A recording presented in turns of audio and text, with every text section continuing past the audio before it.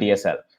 What it's saying is that you draw a div of this specific height and width, and inside the div, so anything that's so this is how nesting happens. So you inside it you give a list of children, and inside it we have an image with a specific height and width and a source, and the source is dynamic. That's how we change the image that's shown. And then the source you will see is defined here. I say that the source is basically whatever verb. So the verb could be jump, walk, or stand. Inside it, we have specific images for those verbs. And then D is basically whether it's left or right, right? We have two separate sets of images for each of those verbs, right? And they're GIFs. So I get a lot of the complicated frame by frame thing for free because I cheated a little bit and used GIFs. But this is what the code looks like. Now, verb and D, they're simple values, as you can see, right? So draw Mario is a pure function that takes the state of Mario and gives a widget. And this is a pure function because for a particular state, it will always give you the same widget, right? This is what is a functional view. So most of the logic happens in the functional view. And then there is this logic of modifying the state, which you can look at these functions. So handling arrows, again, it's a state modification function from Mario to Mario. Step, it's a state modification function from Mario to Mario, right? Resize window, again, a state modification function from Mario to Mario. So this is a very, very simple way of writing an application, but this is not it. This is basically what React will also give you. I mean, Redux and React will give you, and Elm will also give you something similar, right? Concur goes one step ahead. So I'm going to move to the Concur implementation. Sorry, one second. Are there any messages on the group? Oh, are people able to see, and are they able to hear properly, or is this everyone facing the problem?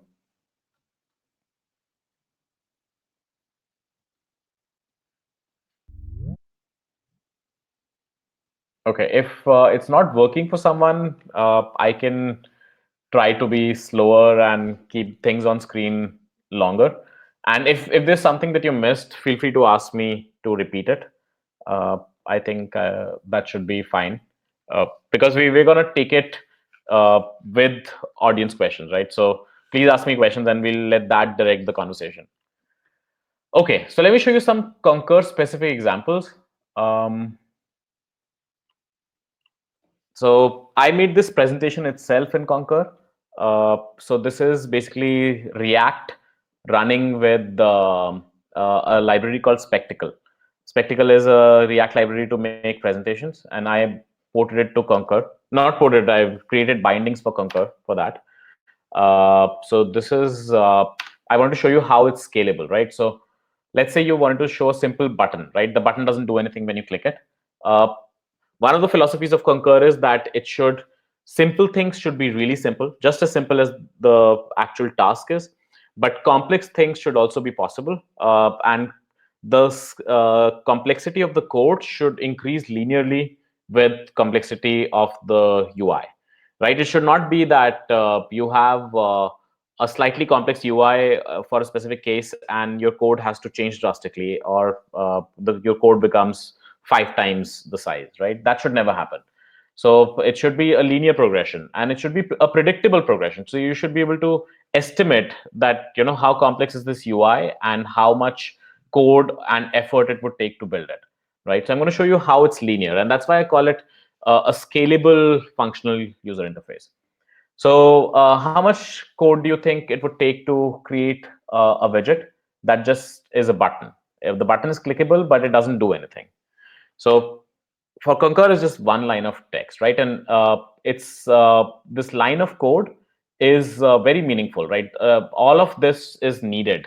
There's no boilerplate and ceremony here. So basically, you want some text inside a button, right? And we don't really have anything that we want to do when the button is clicked. So we don't need to do anything about that. We don't need to write any boilerplate handlers or anything like that. This is just all you need, right? Let's look at something a bit more complex. So let's say you have a to-do application, and Ignore the CSS for this. It's slightly messed up because of this presentation's CSS. But basically, this is a full-fledged to-do application, and you're able to you're able to filter to-dos, you're able to add to-dos, delete to-dos, and mark to-dos as complete. So this is a chunk of functionality, right? How much time do you think time and effort would this require? So this scales linearly. So this is all the code that is needed. But so one, it's not a significantly large number of code. This is just 18 lines of white space and code, right? So it's still a very small amount of code in uh, uh, in the same proportion as the increase in the UI complexity. But what's important with Concur is that it's built using combinators, and every single component of this UI is a separate widget that you can analyze separately. That's the whole point of functional programming, right? That you're able to look at a small function, and because it's pure, it doesn't depend on outside state. You're able to see it and know what it's going to do, right? So these four functions are, if you look at the types, so they're widgets or signals on their own, right? So they're widgets and signals are basically what you can populate on the page. And I haven't talked about signals yet. I may not have enough time in this talk, but signals is a relatively newer addition to Concur, which solves some design things, but they're not needed. You can program pretty well without signals. In fact, you're encouraged to not use signals right now. They're a bit experimental. But this is what it is. So looking at the to-dos widget is the full widget. There is a separate widget for creating a to-do. There's a separate widget for listing the to-dos. And this listing of to-dos calls another widget called to-do, which shows a single to-do, right? So it's very compositional. You create a widget to draw a single to-do, then you create a widget to draw a list of them, then you compose it with a make to do, and then you put everything together in a to do widget, right? So it's easy to build things like that. Does anyone have a question at this point?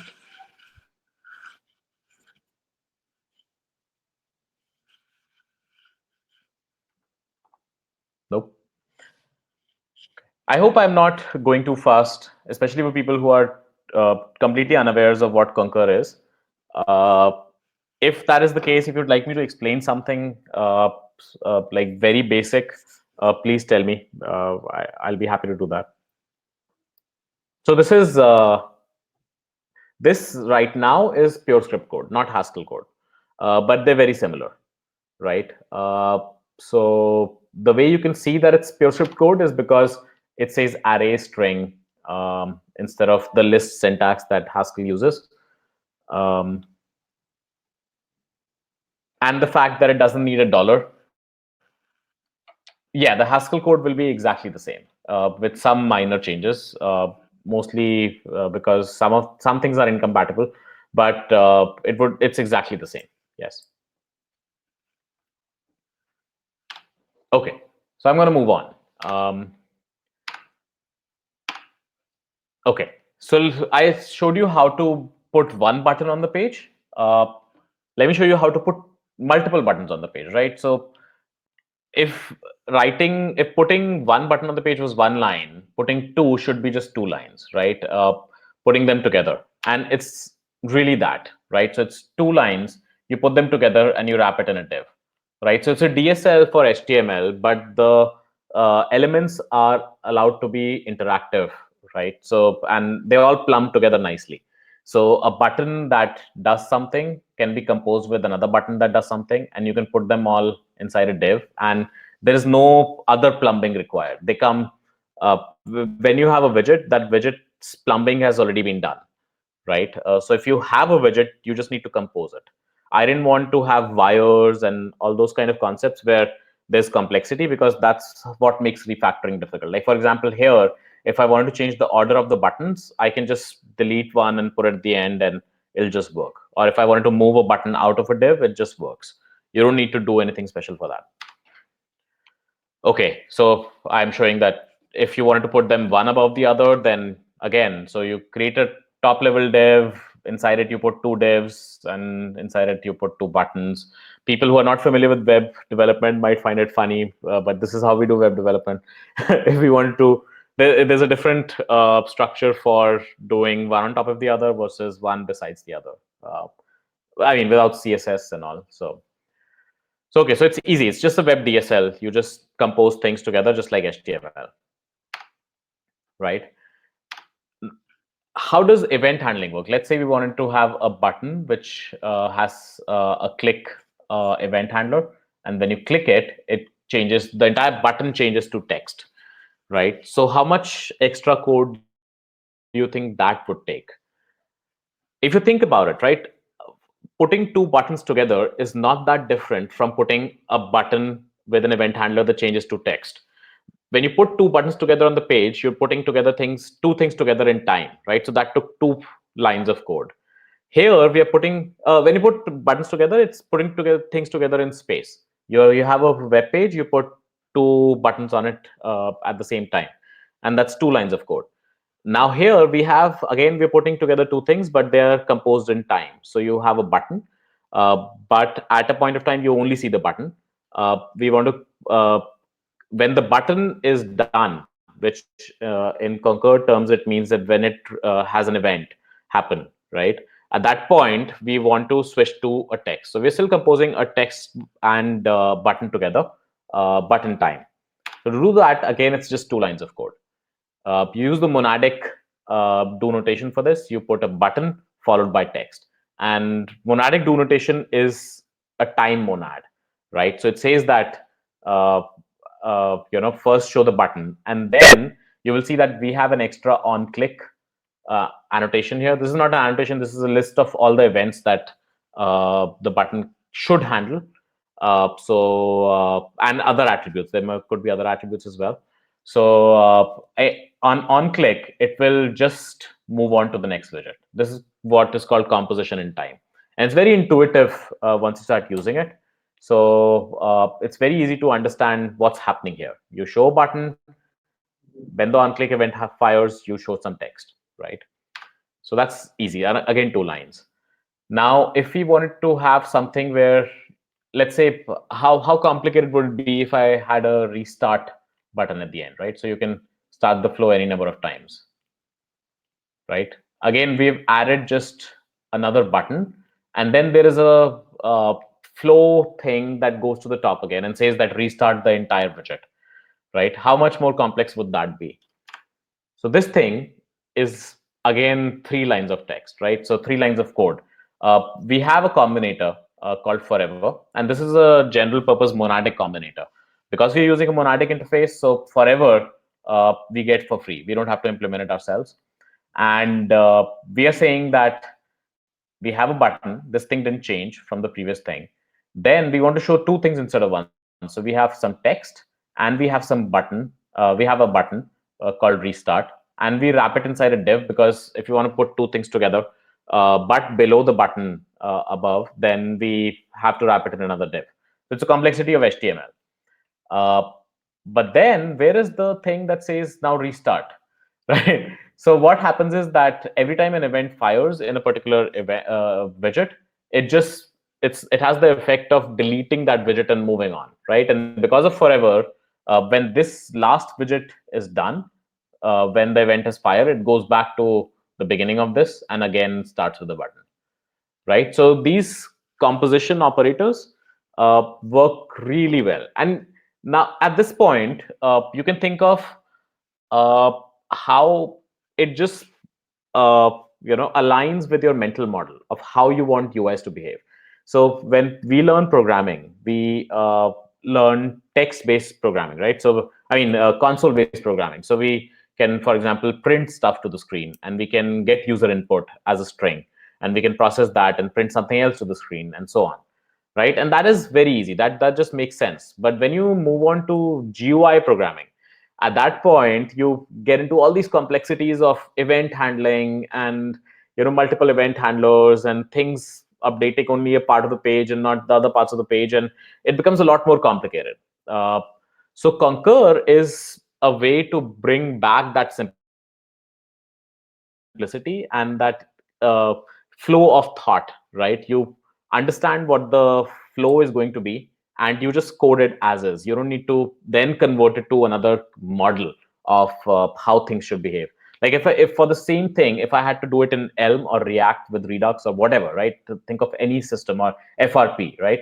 This would be a lot more complicated. In React and Redux or Elm, I would have to have a state object that represents whether the flow is at the button part or at the text part, right? And in this case, it could be a Boolean, but imagine multiple steps, right? So whether the button is showing or whether the text is showing, right?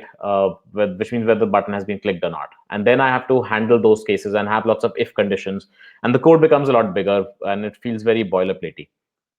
So Concur makes it simple. Uh, if you were to translate it to text to console-based thing, then this would be show some print hello, say hello to the console, then get an input from the user, and when the user has entered something, then just go to the beginning. Right? It's very simple imperative flow, and that's what Concur allows you to do. The Concur model basically allows you to do. Okay, so how do you handle two buttons where they both do different things, right? So let's say you have two buttons, one of them says hello and the other one says namaste, right? So how do you do it? So if I click on hello, then it says hello sailor, right? Oh, I didn't put a restart button, so I can't show you what it does next. But if you click on namaste, it will do namaste, right? So, oh, actually, I can probably go back like this. Nope. Okay. So this is again very simple. Again, we have the monadic interface that makes it very simple. We also have, because they are monads, they're also functors, right? So this this left angle, no, this is like less than $sign, that is basically fmap, right? And what it's saying is that this button returns a click event. I don't care about the actual click event. I actually want to return hello, right? So it's mapping over the button's return value, and it's saying that I don't care about the return value of the button. I want to return hello. So this is a valid widget. Everything in Concur is built using combinators from smaller and smaller widgets. So this button is a separate widget. This text is a separate widget. And when you map over a widget, that's also another widget, right? So this is a separate widget that basically returns hello every time that button is clicked. This is a separate widget that basically returns namaste every time that button is clicked.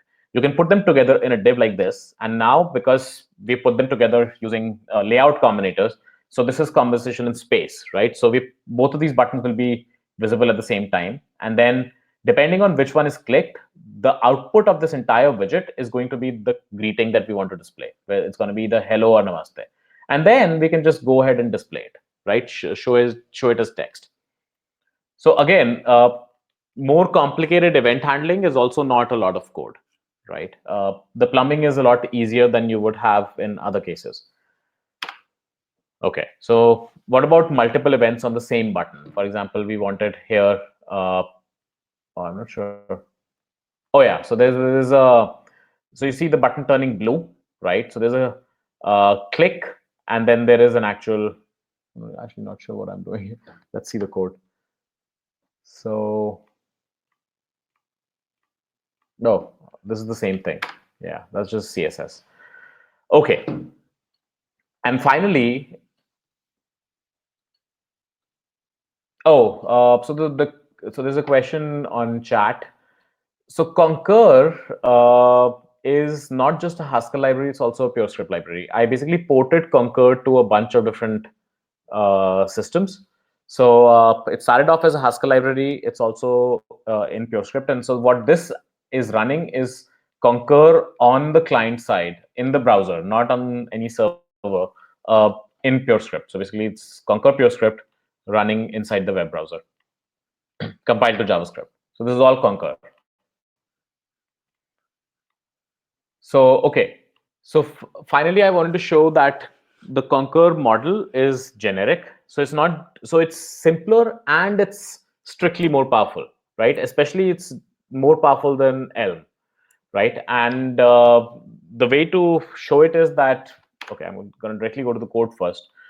So if you look at this, for people who are familiar with the Elm model, right? If you're not, maybe I can take a few minutes to explain it, but uh, the L model, oh, I'm somehow not able to scroll down in this. I can probably just go to this.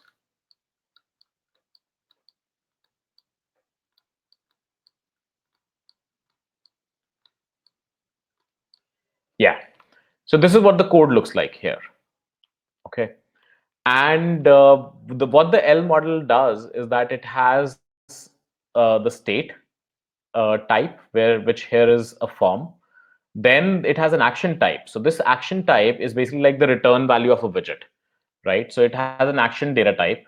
Then it has a view function, which basically takes the current state. It's like a render function and returns the new UI.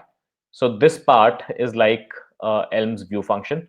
And then it has an update function, which takes the return value of the UI and updates the state, right? So there's three, four separate parts that have to be coded separately in Elm.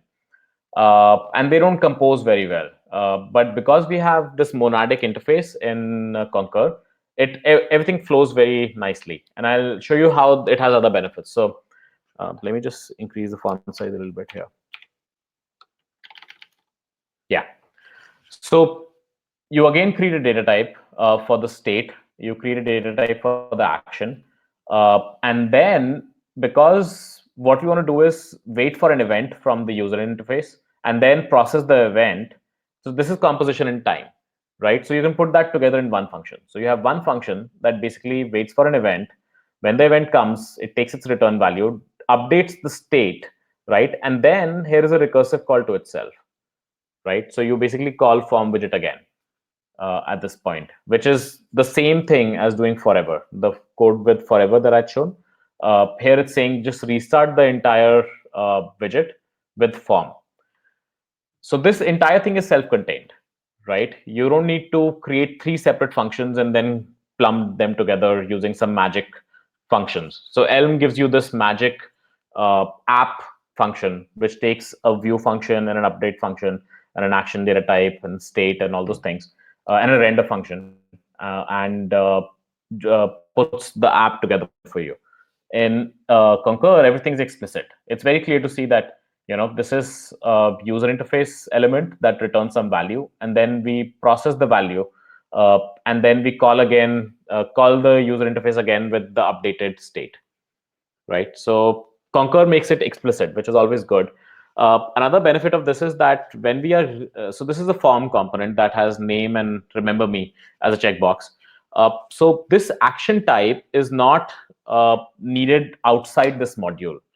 So once you have written a form widget, it's plumbed now completely, right? So it doesn't need to. So anyone outside using this form widget will only need to import the form widget, right? And if they want the final return value from the widget, then they can also import the type of the state, right? But these are the only two things that are needed. You don't need to export the form action, because form action becomes an internal detail once you have everything in one function. So it has better encapsulation. Elm cannot do this, right? With Elm, every component that you write will have an action data type that will need to be passed around manually by parent components, right? Which is a big problem. At least I find it very annoying. So this is an example of how you can just replicate Elm state. So it's strictly more powerful than Elm, because with this function, you can with this kind of a structure, you can do everything that Elm can, right? Just structure an app like this, and you have the same power as Elm, but you can do other things, and it's simpler. So it's more powerful yet simpler because it has a more composable API. If you wanted to, so these are some good examples. So if you have a form like this, right? So we have a form widget. Now let's say you wanted to display a lot of, like, say 10 forms, right, on the page, and you wanted to have the user enter values in them one by one. So the UI will basically show one form, grab the user input, show another form, grab the user input, and do it 10 times, and then display the results of all those 10 forms at the end. How long do you think that program will be? So in this case, that program is literally 2 words long, right? Because traverse, again, we get all the usual monadic fancy functions, right? All our bag of tricks is reusable with Concur because it uses a monadic interface. So traverse does exactly this. It takes an array of forms, it takes an array of monadic values and then goes through each of them, performing their monadic action, collects all the results and returns the results. Right? This is exactly what we want. We just want to traverse through a list of forms. So you can take the list of forms, traverse it, and you're done. This is again a widget because of the combinator interface. At the end, you always have a widget. If instead you wanted to show all 10 forms on the page in one go, and you want to allow the user to fill them partly and then eventually fill all 10 of them and submit all of them, then you just have to use a combinator called and takes multiple widgets and then displays them all together on the page and then waits until all of them are done and then returns the final value in a list, in an array. So, and the type should make it clear. It takes an array of those forms, and then it has a displays a widget that returns the final values of those forms. Right. So, code, when you have combinators and when you're using a standard interface like a monad, uh, these combinators really help uh, make your code smaller, and they aid in understanding because you already know what traverse does, what mapping does. Right. If you use Elm, then you don't get those combinators. Okay, so that's basically an intro to Concur. Um, there are other things in Concur that I can discuss, but I think they're better discovered when you start using Concur, and then you realize that okay, I can't do this in Concur, or maybe this is harder than it needs to be. And then there are abstractions that I've tried to build around Concur that solve those problems. Like not everything is perfect in Concur. There are some parts of the API that I think need to be improved, and I've been thinking of how to improve them. So yeah. So for example, Signals is one of the more successful ones where uh, when you have a case where you want to have two separate pieces of UI running, uh, you don't want to do them one after the other, uh, and yet you want the values from one to affect the other. Right. So that kind of a situation is not very easy with just normal widgets. I mean, it's possible, but then it feels boilerplatey. The philosophy of Concur is that there should be no boilerplate and everything should be as straightforward as possible. And looking at the code, it should just be apparent what the code is doing. Right. So that's not very clear uh, when you write it in Concur. So I came up with this abstraction called signals. Signals are like poor man's FRP. I call it poor man's FRP, right? So in some ways, it's better than FRP, and I'll show you how. Better than for example, the reflex model of FRP. And I'll tell you how it happens, right? So actually, let me just quickly give you a few examples of signals. So with signals, you have something called a signal, which is like an event, right? Okay. So so I showed you that event, which is like an iterator, which returns values, like a stream of values. So signal is like that. So signal HTML unit basically is a stream of unit values, right? And then you can compose them monadically. The difference with the reflex model is, so reflex also allows you to compose events monadically, but the difference is that the output of a widget from reflex is an event, right? But with Concur, it's a normal value. So let's see if there's an example here. I can show you that. Um, you can take this, but this is not actually getting values out. Um, okay, yeah. Here is one. So now, so this button, oh, and also I wrote the interface in a generic manner. So this button can be both used as a widget or as a signal because it uses type classes to abstract the thing. In this case, actually, it's using it as a widget itself, not as a signal. But okay, so what's happening here is that I'm saying that okay, this is not actually composing signal, so I can't really show you the best parts of signal. I'm going to just take some examples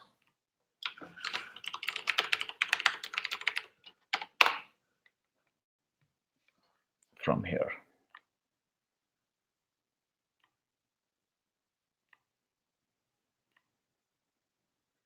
I think the hello has signals.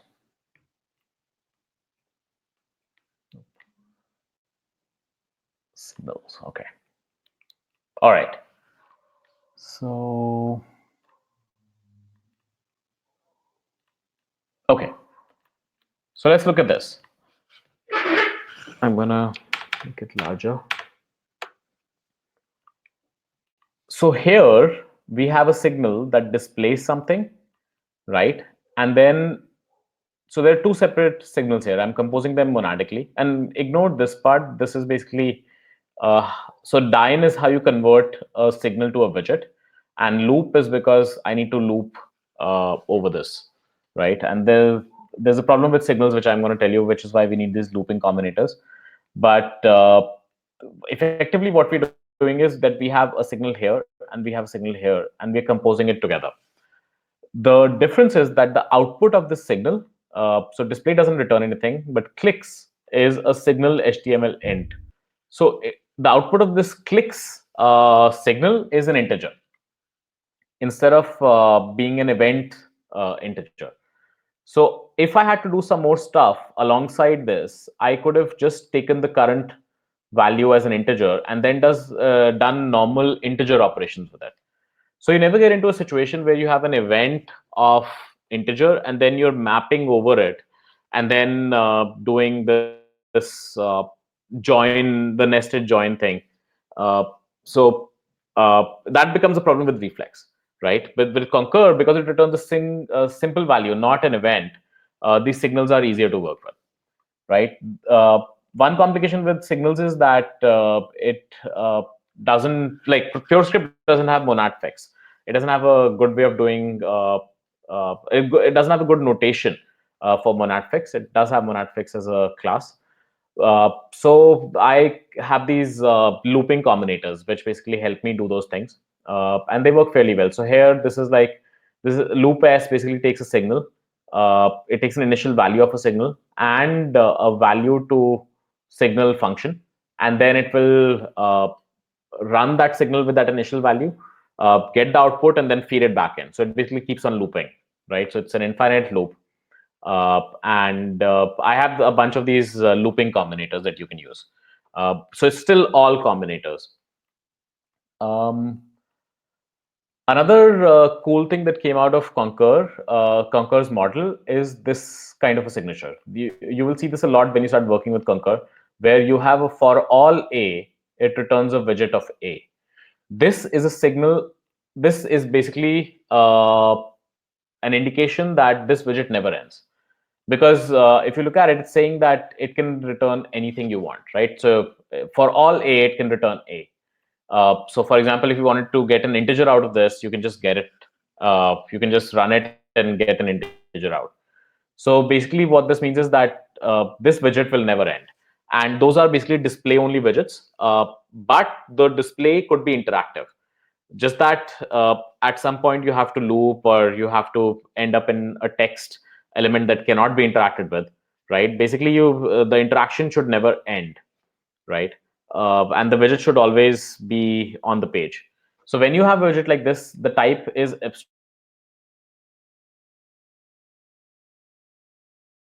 abstracted to generic A, and basically you don't need to anything. So for example, if we have this limitation in Haskell and PureScript where if you have a list or an array, all the elements of a list or an array have to be of the same type, right? So here we have a widget that basically returns a count, an integer, right? So if you click this button, it will return n+1.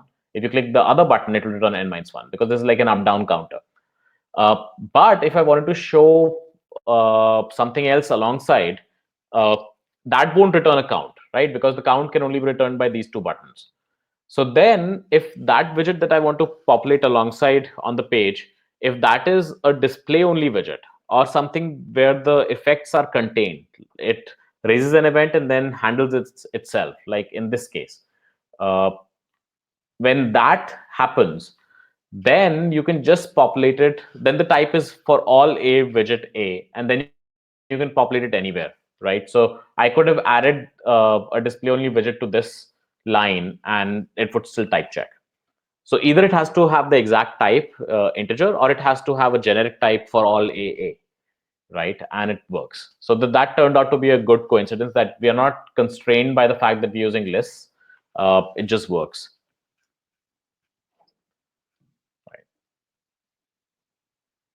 Okay. Any questions so far?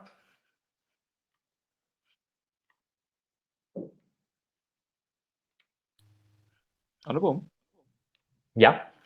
hey, the point about how the UI components can be generic, like where you said the for all bit, the Right. is that because of the Concur model, or is it even there available in Elm? So that is also in, like, Elm supports generics, right? So it has data types which take type variables, and so that is possible in Elm also. You can say that something's return type is so I think Elm does element. So something's return type is element A, where, or is it HTMLA, right? So something's return type is HTMLA, where A is not defined, right? So that's again the same thing. It's basically something that will, the return type is unknown at that point, and that effectively means that it doesn't return anything, or it is an infinite widget.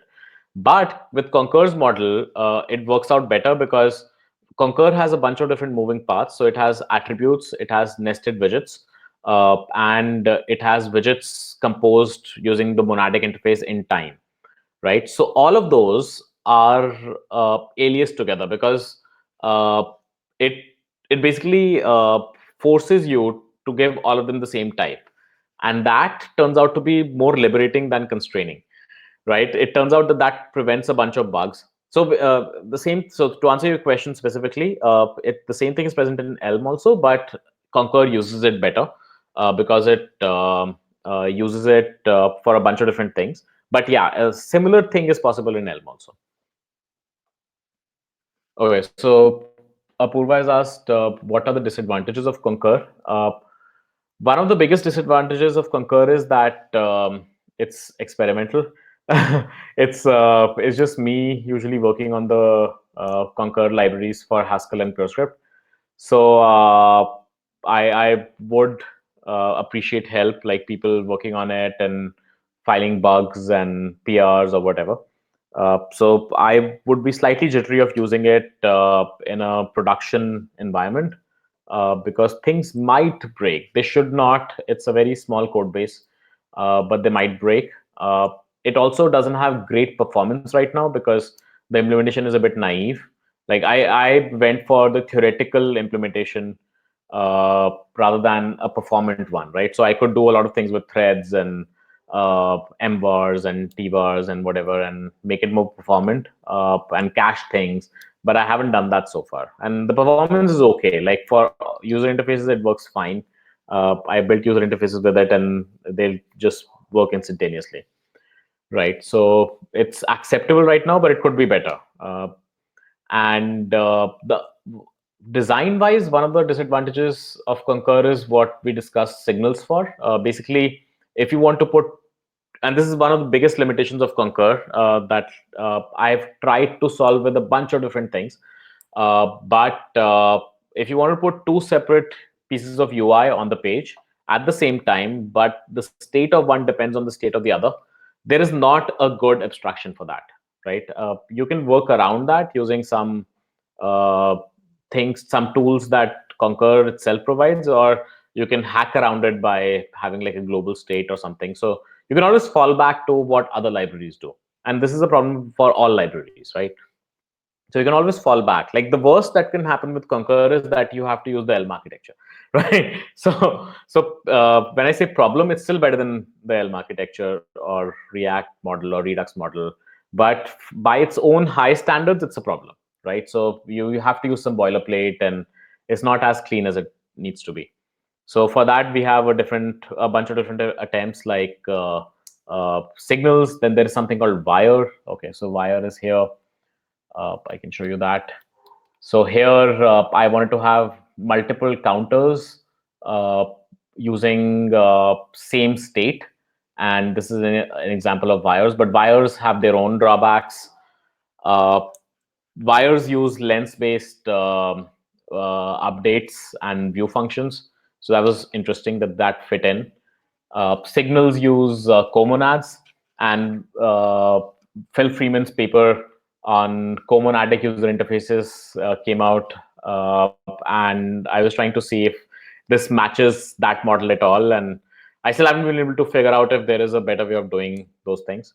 But there's a lot of research that's going on in user interfaces these days, so I'm trying to figure out a better way of doing those things. So there's wires, there's something called remote widgets, which basically is a function that takes a widget and then separates the input and output of the widget into two separate widgets, right? So it splits a widget into two separate widgets, where one uh, is a never-ending widget. It does not have any output, and the second one does not have any input, right? So it splits it into two, and then you can populate it into different paths, right? So that acts like a kind of a teleport mechanism, right? So I have that also in the utilities somewhere in this code. So basically, there are a bunch of patterns that I have for working around that problem. You can so the Haskell version also uses STM, and STM has channels. So you can use STM channels to teleport values across different components. But all those things have the same problem, that they go against the Concur philosophy, which is that everything should be compositional and everything should be very straightforward. When you look at the code, it should be apparent exactly what is going on immediately. So they go against that, and that's why we are still looking of different patterns. So yeah, I would say that's the biggest problem that Concur has right now. Oh, and one more problem that Concur has is that it's dependent on virtual DOM. The model is such that it requires a virtual DOM in the background, which I feel is a big limitation. But there are two ways that I know of to work around that. I mean, not to work around that, but to re-implement parts of Concur to remove that dependency.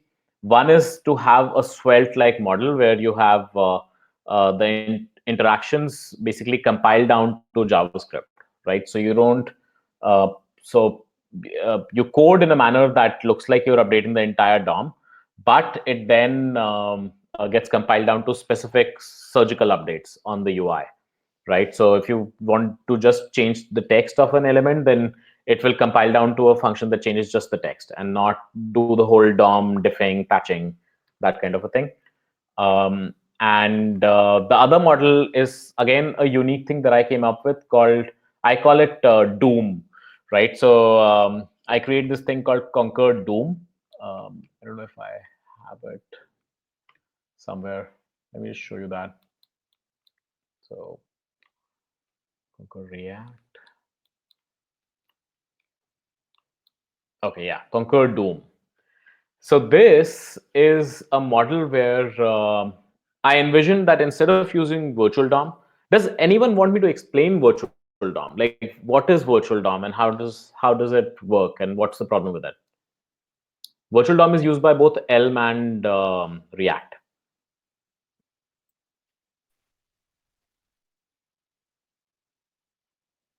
Okay, I'm just going to give a small, very short overview of virtual DOM. So virtual DOM is basically a way to work around the fact that uh, we that HTML basically remembers state. HTML is inherently stateful. I mean, not HTML, like web development is inherently stateful. If you have a web uh, page and you insert a div into it, that div remains on the page, right? So the next time you want to do something on the page, you have to remember what was the previous state of the page, right? And that is a problem. You would like to write functional code which basically takes a state. So let's say the state says that the div should say hello, right? So the first time you see the state, you insert a div with text hello into the page. Now next time you're rendering the page, you don't want to insert a separate div, right? You want to see that, oh, I've already inserted the div with hello onto the page. Now I don't need to do it anymore, right? So that is a problem because we don't want to keep track of that as we are writing code. We want that to be transparent to us. We want to always say that just display the div on the page with text hello and not worry about whether it's been previously inserted. It's like a cache, right? Which is transparent. So virtual DOM is like a cache. What it does is that if so it keeps a mental model which is like which is called a virtual DOM tree, and that's where virtual DOM comes from, the name. So it keeps track of what elements have been inserted already, right, onto the web page. Then when you try to change the UI, let's say you say that, okay, now my UI should have a div with text hello in it. It compares that model. So it creates another virtual tree for what your final state, the desired final state should be. And right now you said that I want to have a page with a div with some text hello on it, right? So it will create a tree for that, and it will take the previous tree and it will do a diff, right? It'll figure out that what changed, right? And this is an entire DOM tree diff for your entire application. So that could be problematic, but then virtual DOM has some tricks to work around it. So it does that diff and comes up with a patch. And let's say the text earlier said goodbye, right? And now you say that I want to render hello. So it'll diff it and it'll figure out that the only thing that's changed is that earlier it said goodbye and now it says hello. So it will only write, so it will only override that text instead of re-rendering the entire page. So that's what virtual DOM does. It basically is a diffing and patching cycle, right? At every update on every user event, it does a diff and patch cycle. So I came up with this model called diff square, right? And that's why this DOOM, right? O represents every diff. So DOM diffing twice, right? So basically, what this does is it. So let's say you already have on the page a div with text hello, right? Now you want to change it to a div with text goodbye. So that is not a problem. You know that you want to change the existing text to goodbye. So why can't you just write code instead of writing code that represents the entire page? You can just say that change the text to goodbye, right? You can do that. But what if some other piece of code deleted that div altogether later on, right? So there could be destructive updates. There could be updates that clash. That is the problem that happens with multiple updates, right? So the inherent model of writing code only generates diffs, only generates updates to an existing UI is not a problem. The problem is when you have to do multiple updates and then some of those updates could clash, right? So to work around that, Doom, what it does is that it diffs the diffs, right? So every time you generate a diff, it diffs it with the previous condition, the previous diff for the page, and then figures out a patch for just the diff. And then it uses a transform to figure out that, okay, if uh, my earlier change was this, and I want to apply this new change, then what is the minimum set of changes I need to apply to bring it to the same state, right? And this is basically inspired from operational transforms, which came out a while back. Like Google had Google Wave that basically pioneered the concept.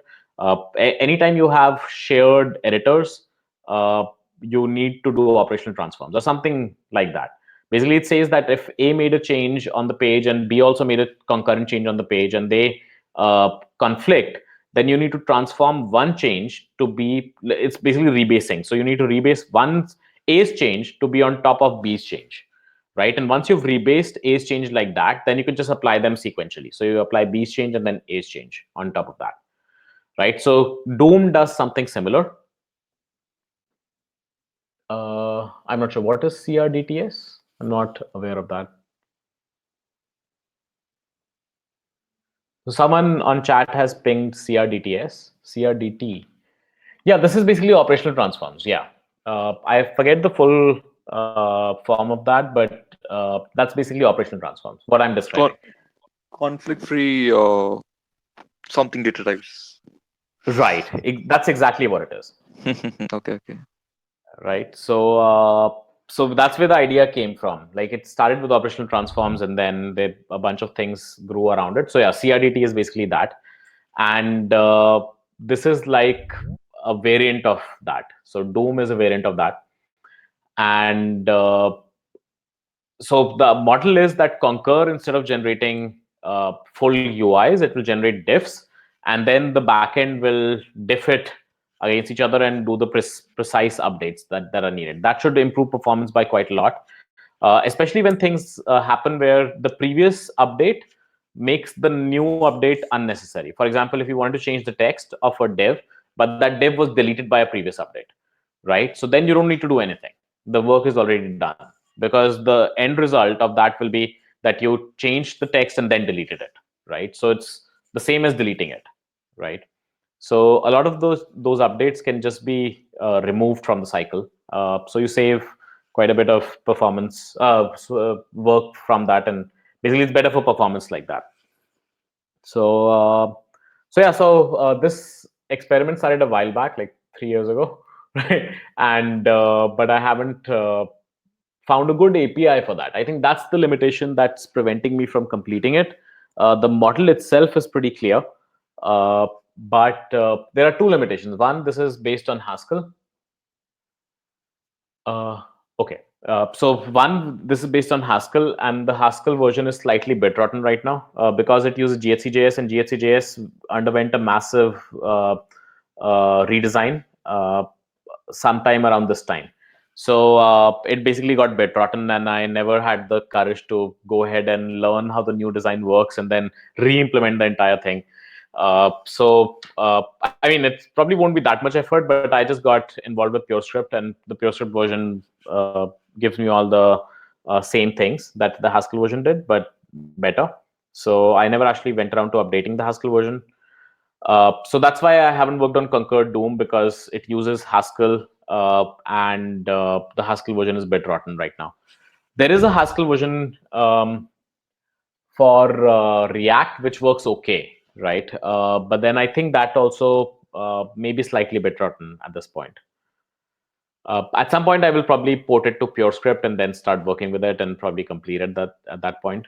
But this is also something very unique that I don't think anyone else is doing right now in the user interface space.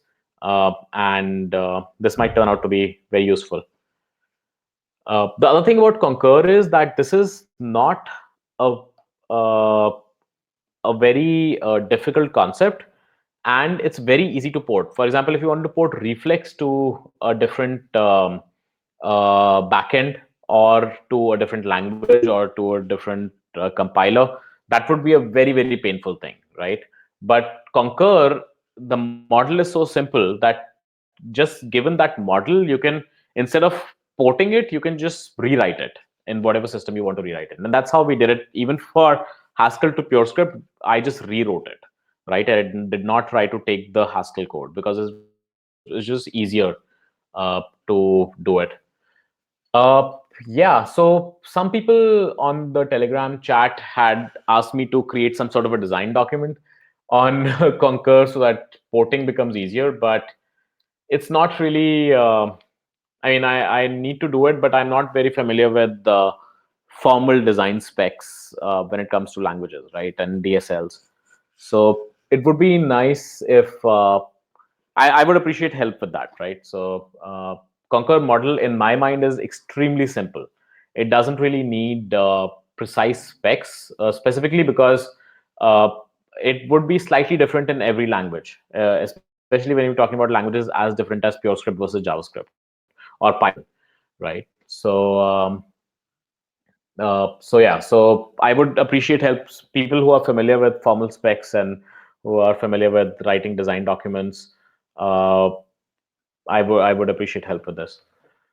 Okay, so what I don't know, what is RIIR? I'm not familiar with that. Someone has written that RIIR fans will be happy. I don't know what that means. Okay. So how does Concur work with React and Haskell? Let me answer that first. So Rust is on my list. Rust is the next thing that I'm going to port it to. I've been learning Rust the past couple of weeks, and it's been very interesting, and it has a lot of the things that are needed for Concur. So yes, I will be porting it to Rust, and I would appreciate help with that. Okay, so let me show you how it works with React. It's very easy to port it to a new backend, right? So I think the best way to show it would be the PureScript version because I'm right now more familiar with that. So I'm going to show you how the PureScript code is organized, right? So there is PureScript. Concur is an organization that I created. Inside it, there is PureScript Concur React, and PureScript Concur Core. PureScript Concur Core. So earlier it was only PureScript Concur React. That was the library, and I split out the core from it. This core is independent of any backend, right? So this is a lot of code that's entirely independent of the actual UI part of it, the actual rendering. So all of this stuff can be done without knowing what you're rendering to, which means you can take this code and you can use it to render to, let's say, a canvas, right? So you don't have to render it to a DOM, or you can render it to native widgets. You can do it, you can use this for anything.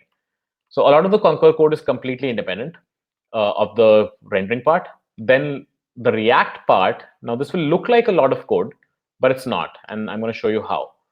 So the first part that you have to do is this. This is the most important part of uh, writing a backend, and it used to be mostly only this, right? Most of the rest of stuff is patterns and convenience function.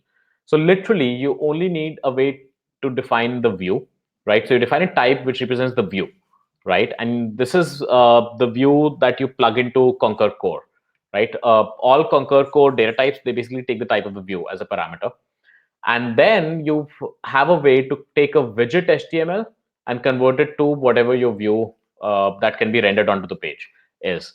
And inside that, you need a way to handle the events. So this discharge, partial effect, and this wrangling with state and handler, that stuff is handling the user events and updating the state and all those things. But literally, this is the code for the React backend, right? This is how much effort it takes to rewrite it to a different backend, assuming you're still using PureScript or Haskell, right? And then the other things that are inside React are basically convenience functions.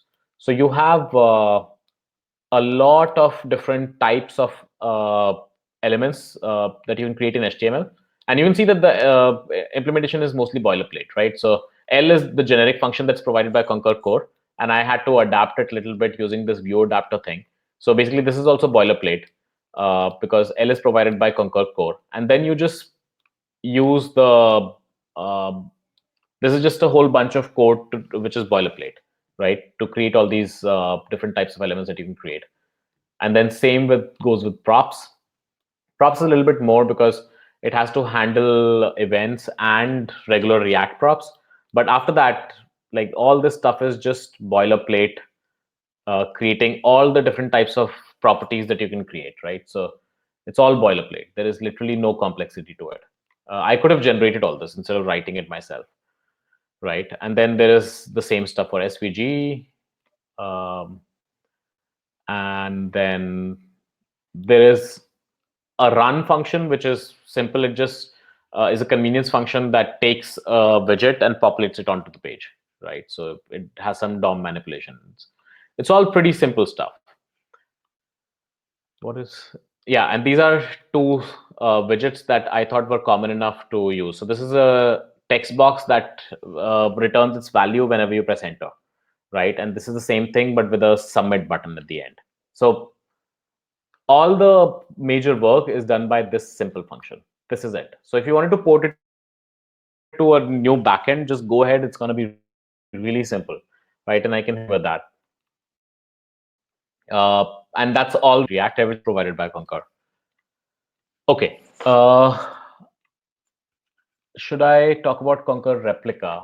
Let me show you that.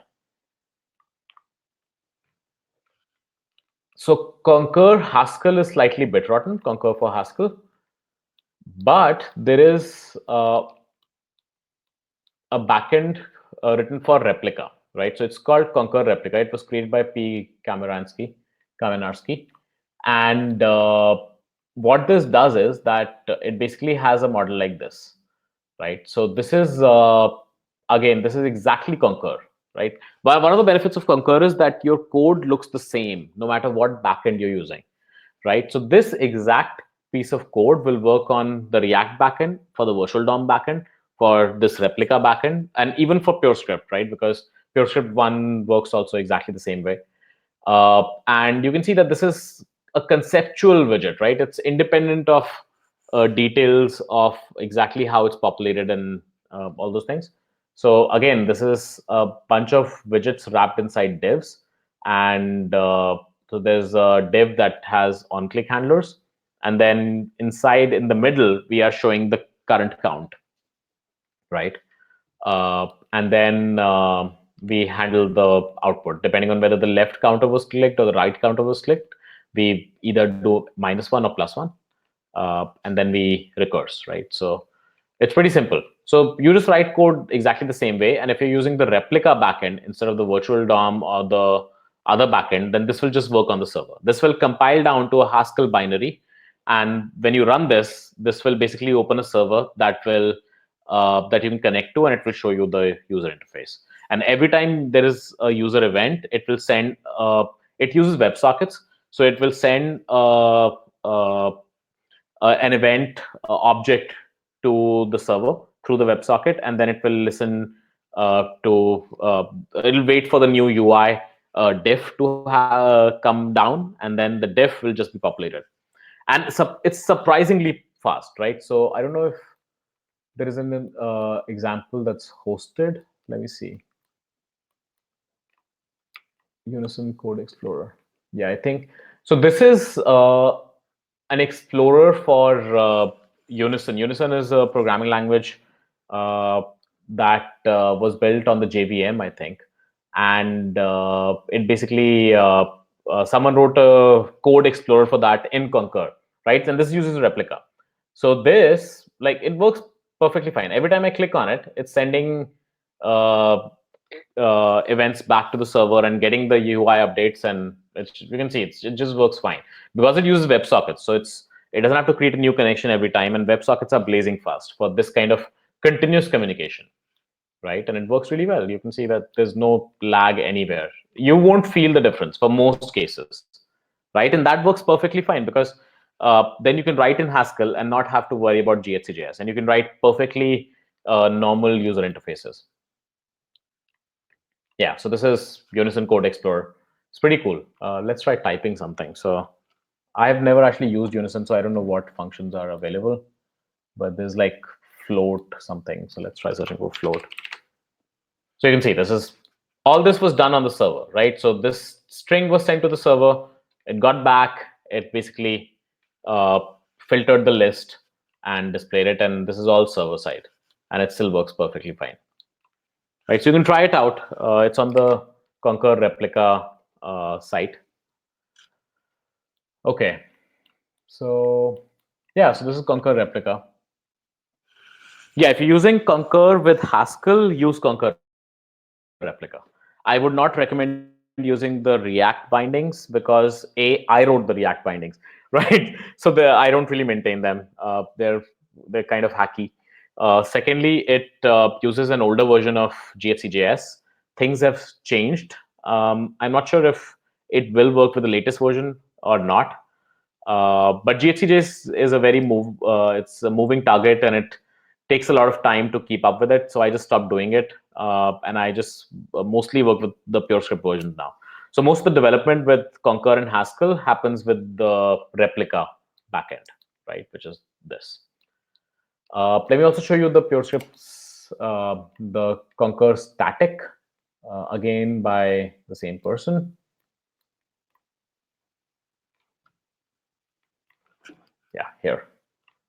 He just created it just now. So, and it has some good, you know, ASCII, not ASCII. I don't know uh, what symbols are these, but nice text-based graphics that might help you understand the Concur model again. So it's basically a flow. Code flows. The execution flows from one component to the next using the monadic do notation, right? So yeah, he has some nice graphics that I just saw. I like them.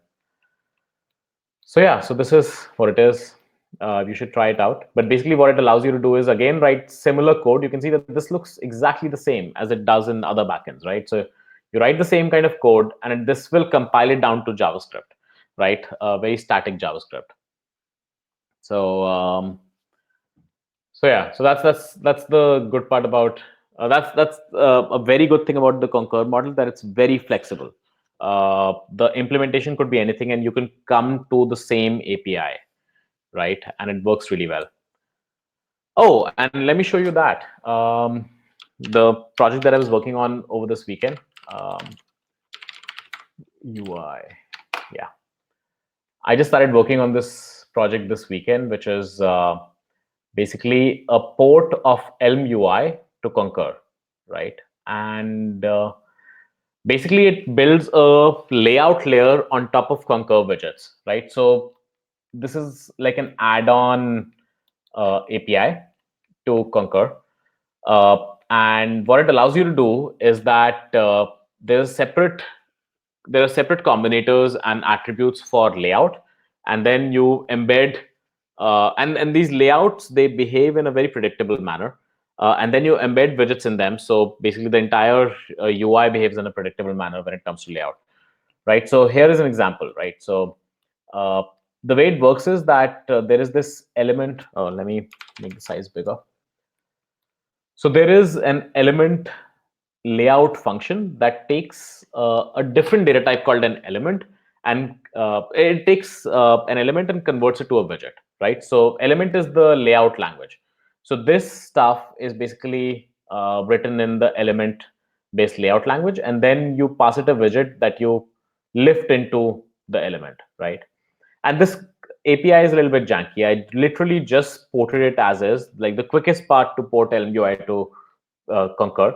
And this is another example of how easy it was to port things to Concur, because Concur is super flexible, right? So taking something that runs on an entirely different model using the Elm model, I was just able to port it as is. Like literally, I did search replace a lot of times and then fix some compilers. But in a couple of hours, I was able to do this. And this generates the CSS for you, right? So let me see if I have something running. Um, oh, actually, I don't.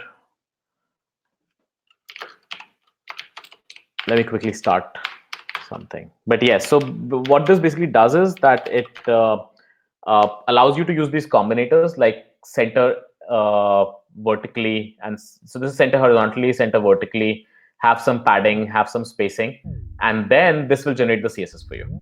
So it does that automatically. So you and because this is all very predictable, so it's much better than CSS that way. So I'm just going to quickly start a server for this.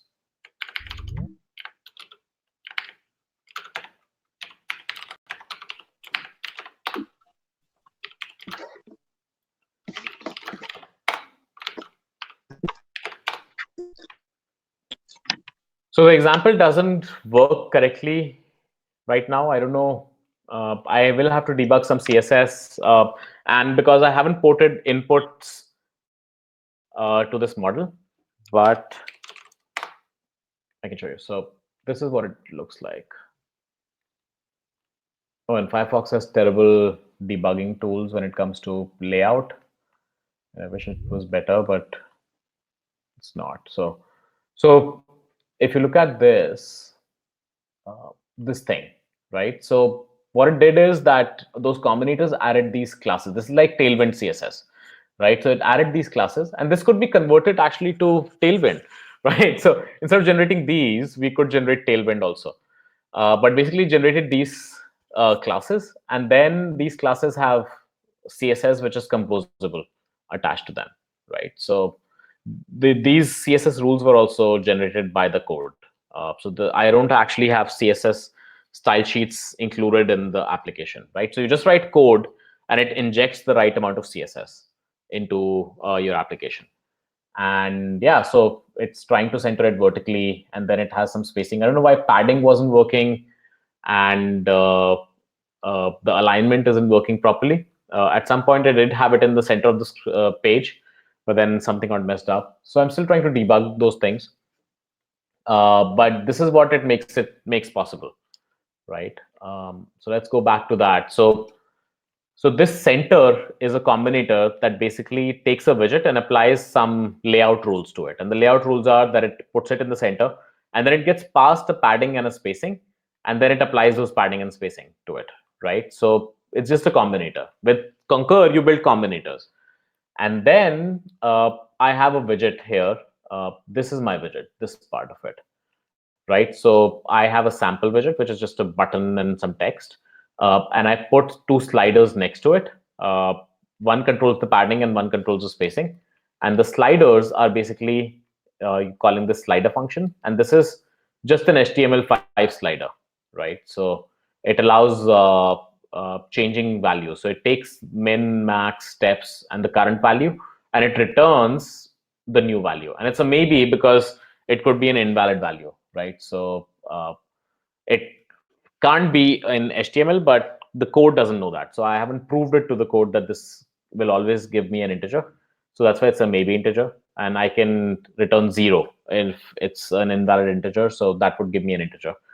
But I didn't need to do that here because I'm not really doing much with it. So I just extract the padding out of it and then pass it to the UI again, right? So the effect of this is that it displays a widget with in the center of the page with some padding and spacing, and then it shows two sliders, and the sliders allow you to control the padding and spacing. So I wanted to build like an interactive demonstration of how you control CSS with these. But you can see how simple the code is, right? It's all about combinators. So you create these general combinators and then this general widget for sliders, then this sample widget, and then you put all of that stuff together, right? So it's a very simple way of coding. And so I'm still building it. It's not going very well. For example, I can't get the inputs to display. And they don't display primarily because I haven't ported the input controls from Elm UI. So yeah, so there is an input. It just look terrible.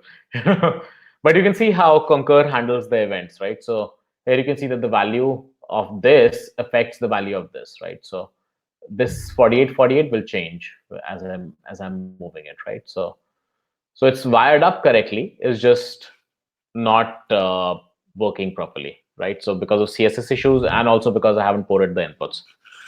So I'm excited by this. This would be a very cool way to do layout, and this would really make Concur programs very self-contained and composable, right? Because you don't have to worry about a separate CSS file and a separate HTML file and separate JavaScript file and those kind of things.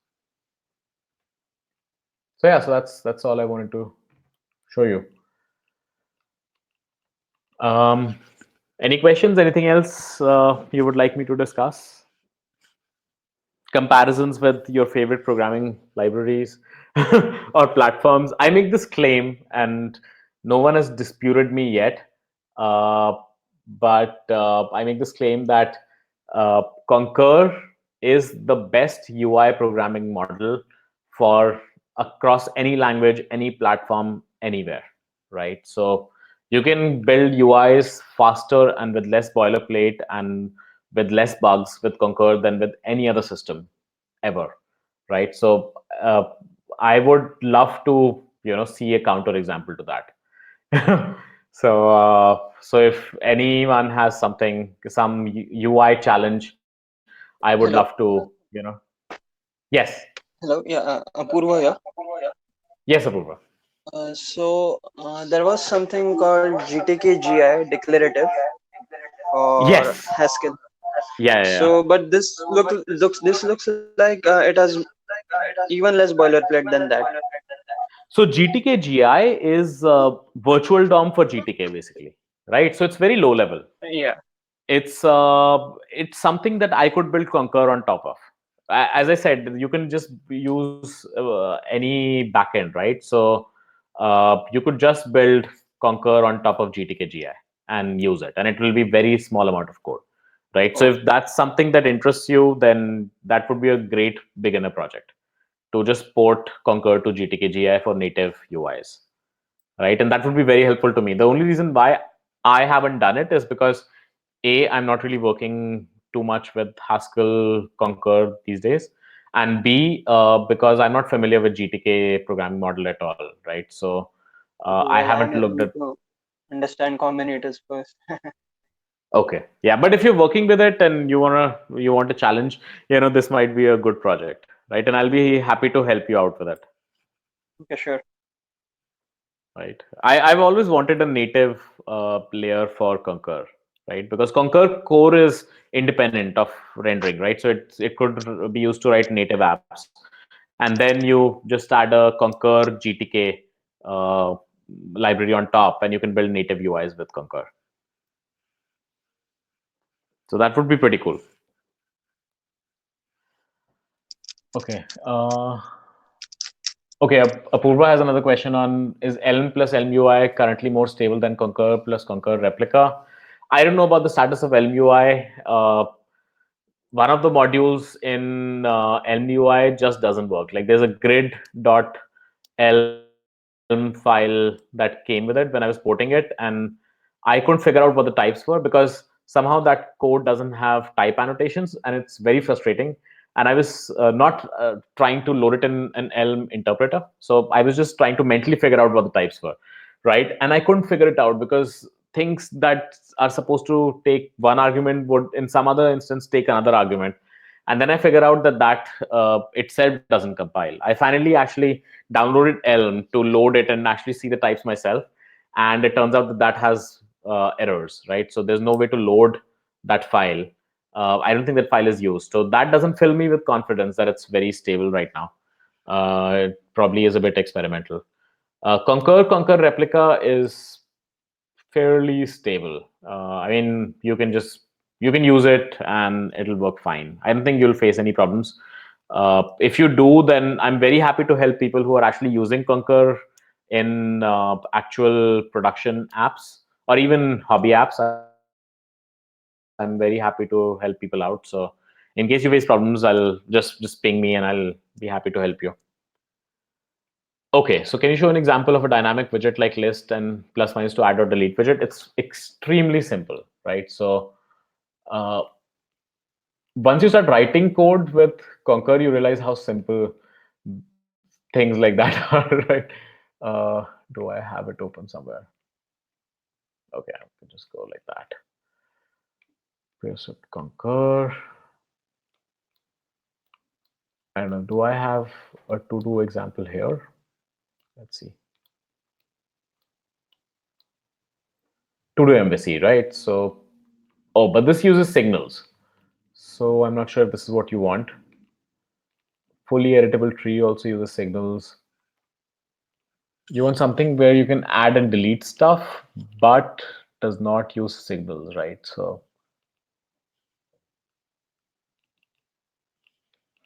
oh, this is also pretty cool. So let me come back to that. I can find some code for you, but this is also pretty cool. This is something that Concur does really well, right? So look at this thing. So I'm going to open the demo page first. So this is the page with all the examples, right? So look at this example, this timer thing. So you can start timers. They're all 3-second timers, 3000 millisecond timers, and they're all independent, right? So they all can be started, restarted, uh, and I can cancel them independently. So like I can start some.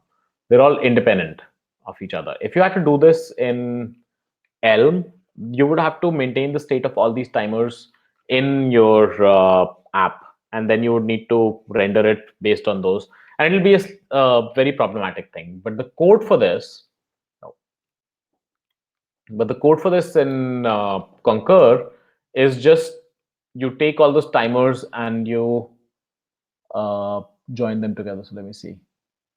Okay, so this is a timers widget. It basically uh, takes a timer widget and then puts 5 of them, populates 5 of them on the page. And then this is a single timer widget. And this single timer widget, so okay, so ignore the single timer widget. The point is that to compose all 5 of them together with independent behavior, it's trivial to do in Concur, right? All I had to do was map them together and then put them in a div, right? So I had to create 5 instances of that timer and put them in a div.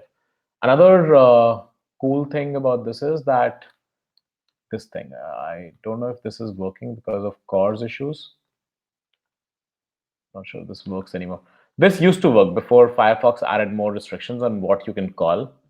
Yeah, so this doesn't work because it blocks all the calls. blocks calls to Reddit.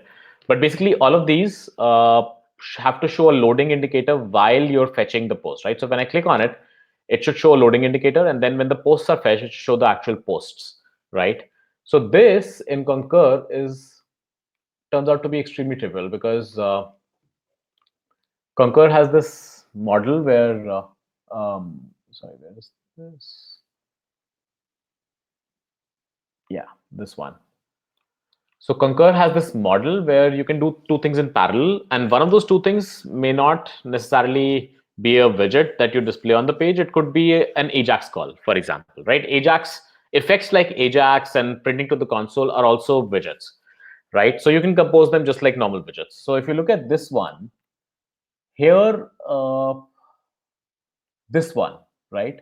So this is a widget that shows a button. I'm sorry, hang on. So where am I composed? Yeah, this one. So here, I'm showing a widget which shows some text loading, and then meanwhile it's doing an Ajax call, right? And then whichever of these returns first will shut down the other one, right? So here this text loading will never raise an event, right? Because this is just static text. And this thing, so the only thing that can return from this combination is this Ajax call. So the text loading will be displayed for exactly as long as the Ajax call is active. So these things where you have some kind of a loading indicator with some Ajax call or some other background processing, these things are trivial in Concur because you just compose it together with that widget. Okay. So let me see if I can find an example for adding, deleting stuff. Meanwhile, any other questions by anyone?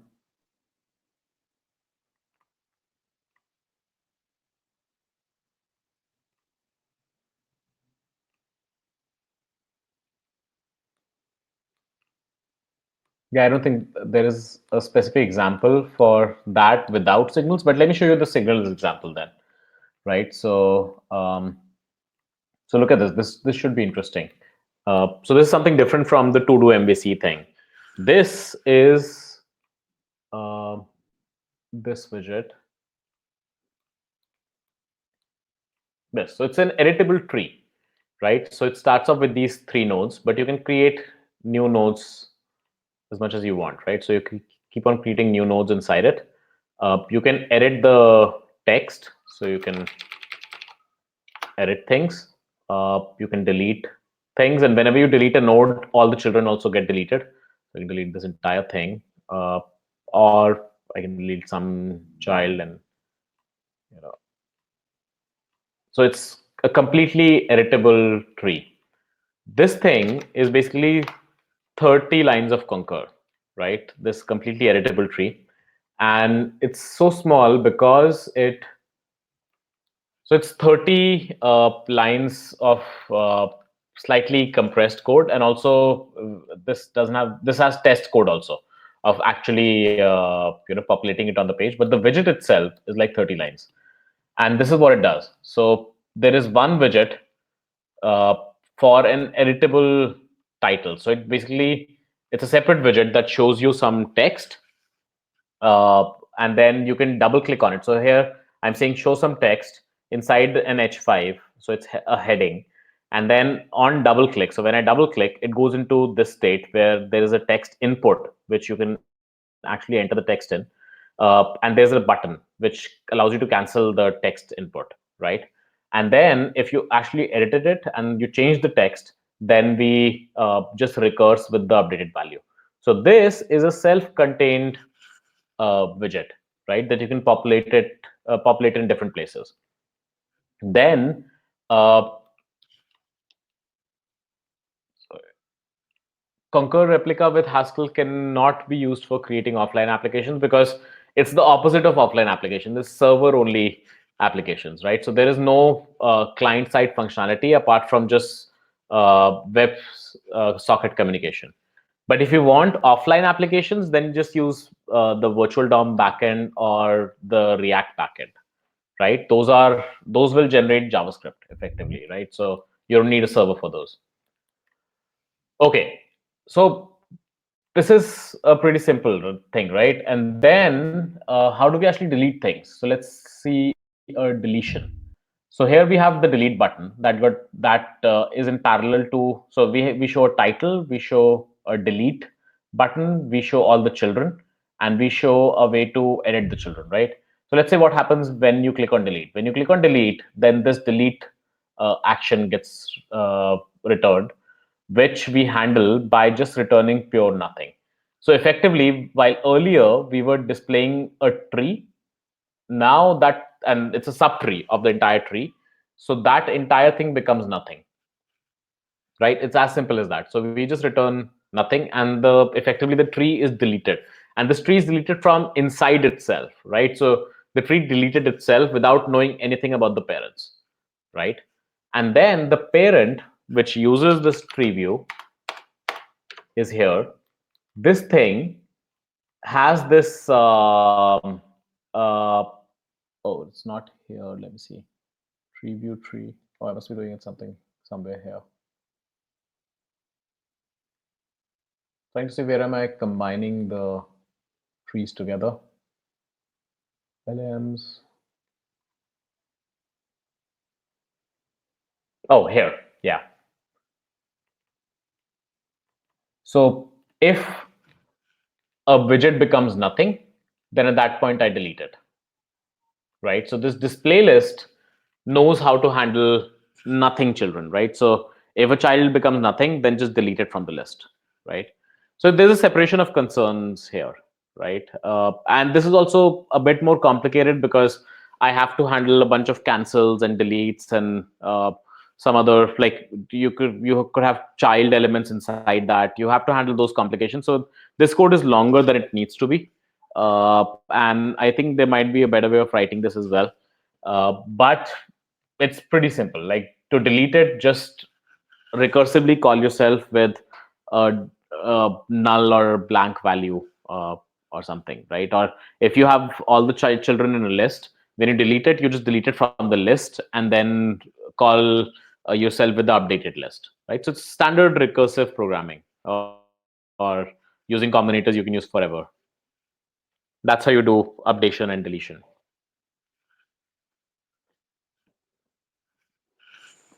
Okay.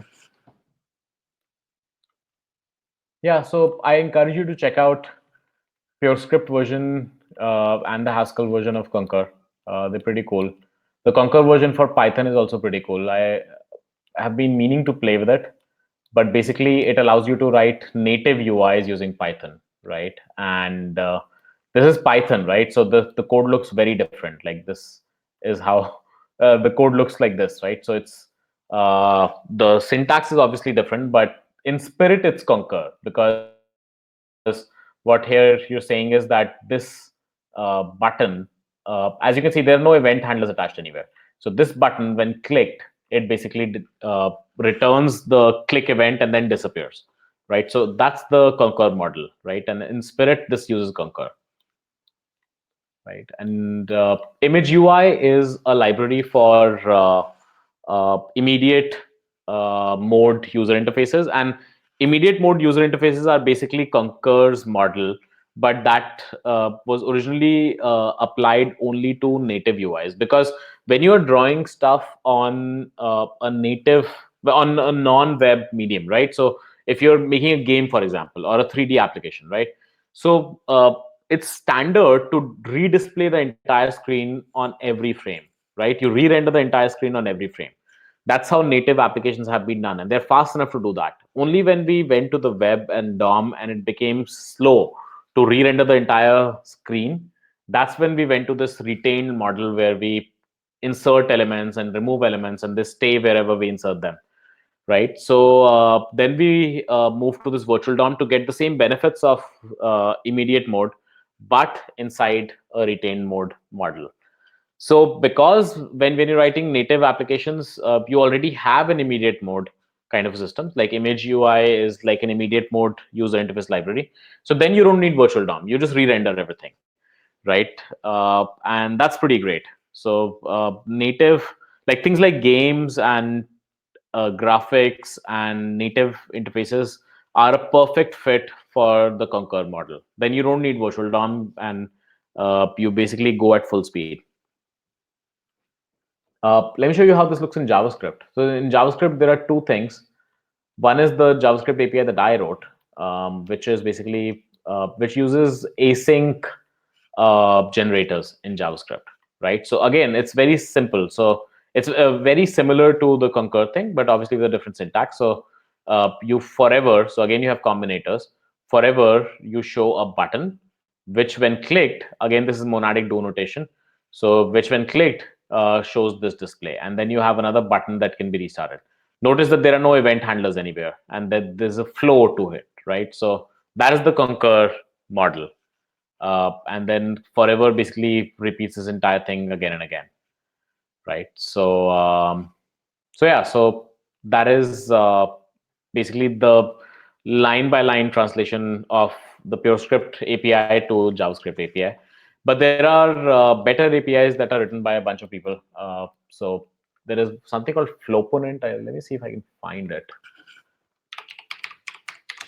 Yeah, this thing is pretty cool. So this someone came up with this model independently, and then I pointed out that this looks similar to Concur, and then suggested some improvements, and they made some changes. But yeah, you can see that this looks a bit different because it doesn't have this do notation directly, but it has this concept where you take a function which takes a continuation, and then you can call that continuation again, right? So it takes a step, and then you can call that step with the new value, right? So it's a slightly different model, but allows you to write again concise and nice code, which is composable. There are some drawbacks to this model because mostly because the implementation is so simplistic. My implementation is a lot more complicated and a lot less performant. Also, this is much more performant when I checked it. So, but yeah, this is a great model for people who are not able to understand the Concur model for PureScript and Haskell. If you start with Concur for JavaScript or this Flowponent library, then it would. If you think in JavaScript or if you think in imperative, more it's easier for you. Then read this first and then go back to Concur for PureScript and Concur for Haskell. Basically, the model is very simple. I encourage complete newbies to functional programming to do Concur, right? It's like a replacement for terminal-based Hello World programs, right? Hello World in Concur is as small as a terminal-based Hello World that you would write. So I completely encourage Concur for learning Haskell or PureScript. So okay, that's all I had. Any last questions or anything else that you would like me to discuss or anyone would like me to discuss?